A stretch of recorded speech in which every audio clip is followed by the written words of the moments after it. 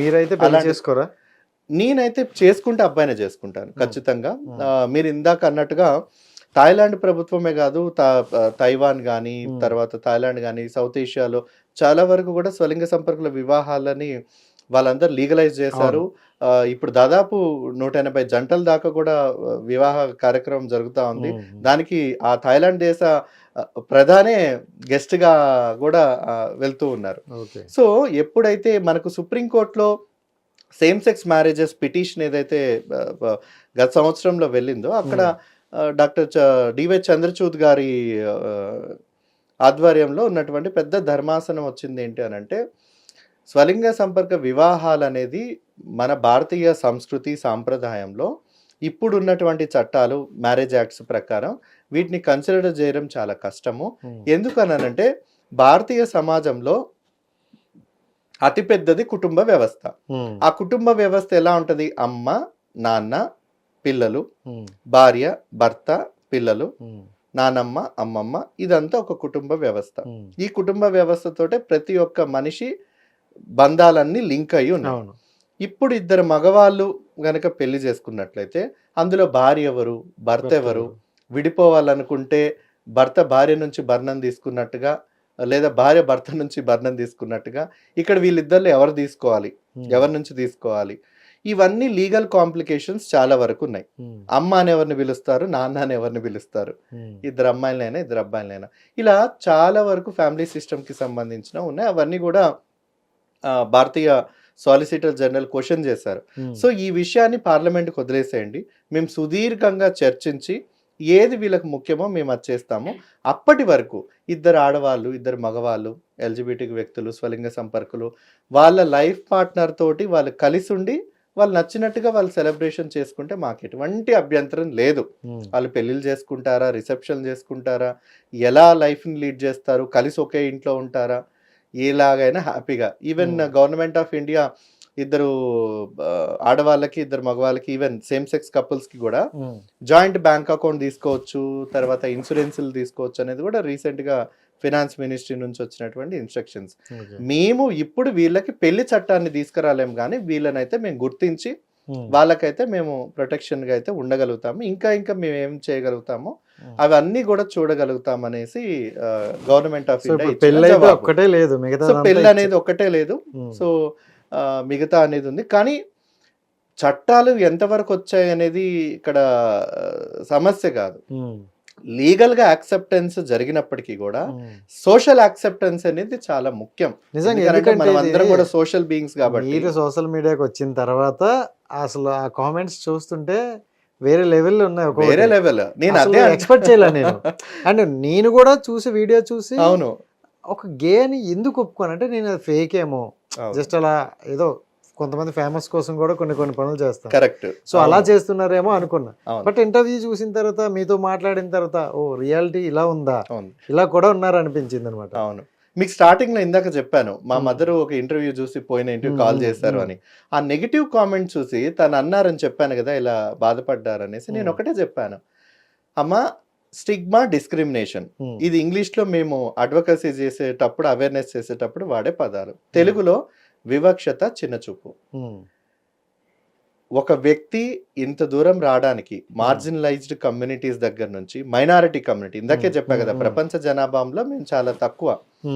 మా 1% ఉన్న జనాభా తోటి 99% అన్న మిగతా పరలింగ సంపర్కులు ఉన్న జనాభాకి ఎందుకంత భయము మా వల్ల, ఎందుకంత బాధ, ఎందుకు మమ్మల్ని అంగీకరించలేనటువంటి అంత ఇబ్బంది వాళ్ళకి ఏంటి?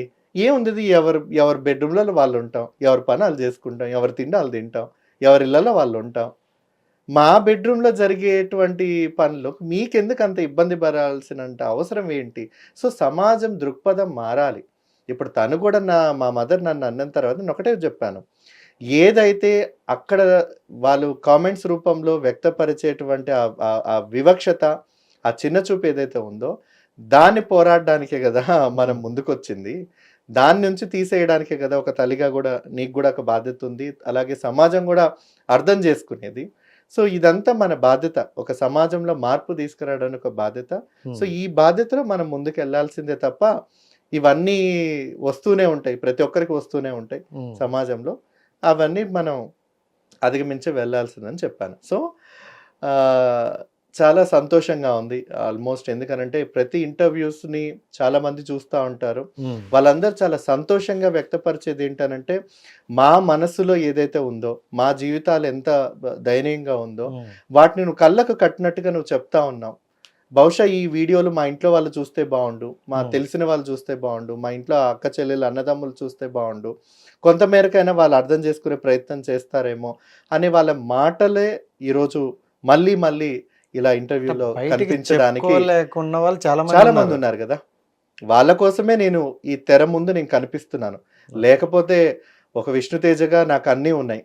నేను సమాజం కోసం వచ్చి నేను ఉద్ధరించాలనేది బయటకు వచ్చి ఈ ప్రపంచంలో ఉన్న వివక్షత వాళ్ళు అనే మాటలు అవన్నీ కూడా నేను నా మీదకి వేసుకొని తీసుకోవాల్సినటువంటి అవసరం లేదు. కేవలం ఈ ప్రయత్నం అంతా నాలాంటి ఉన్నటువంటి నా కమ్యూనిటీ కోసమే. వాళ్ళ కోసం నేను ఎప్పుడు ఎంత దూరం అయినా పోరాడుతూనే ఉంటానని తెలియజేస్తాను. నాకు ఇంకో డౌట్ ఏంటంటే, ఇప్పుడు మీరు గే, మీకు అంటే అబ్బాయిలో చాలా మంది నచ్చుతారు, అవతల వ్యక్తి గే అవ్వాల్సిన అవసరం లేదు. అవును, అవసరం లేదు కదా.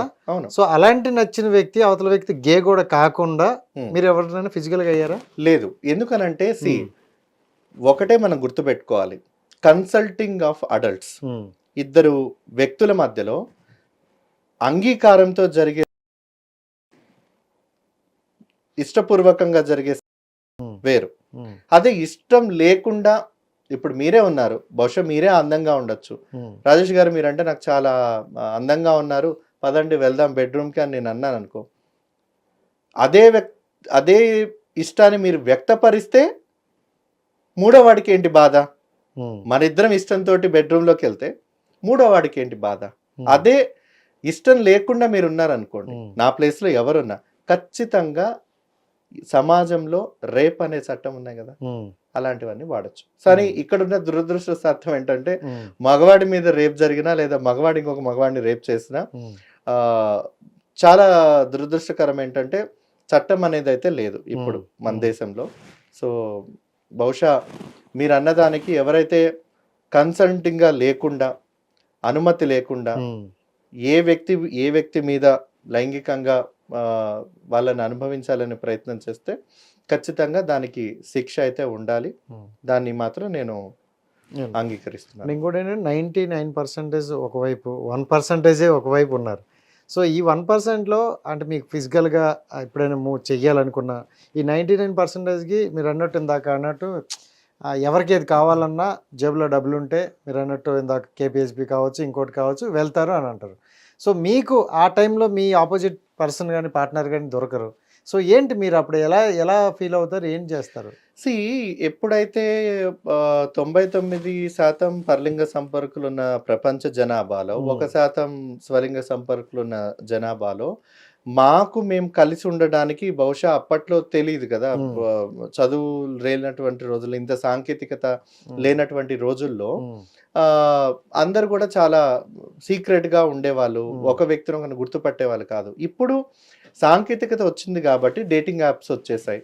సో ఊర్లలో, విలేజ్ లెవెల్లో కూడా ఇప్పుడు డేటింగ్ యాప్స్ ని వాడుతూ గే డేటింగ్ యాప్స్ ద్వారా వాళ్ళు కలుసుకోవడం, మాట్లాడుకోవడం, వాళ్ళ ఇష్టాలను పంచుకోవడం, ఫ్రెండ్స్ అవ్వడం, నెట్వర్కింగ్ అవ్వడం, దాంట్లోనే వాళ్ళు ప్రేమించుకొని బాయ్ ఫ్రెండ్స్ అవ్వడం ఒకరికొకరు.